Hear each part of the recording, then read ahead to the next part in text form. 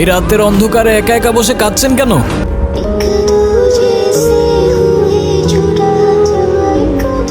কারোর জন্য অপেক্ষা করছেন নাকি কারোর হাত থেকে পালাচ্ছেন? তাতে আপনার দরকারটা কি? প্লিজ আমাকে একা থাকতে দিন তো।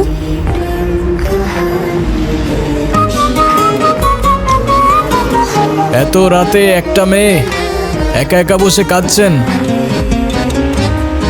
একা থাকতে দিলে পরে কোনো প্রবলেম হলে আমার অনুশোচনা থেকে কি আপনি বাঁচাতে আসবেন আমায়? আমি কেন আসতে যাব? তাহলে কোথায় যাবেন বলুন, আমি পৌঁছে দেই। জাহান্নামে।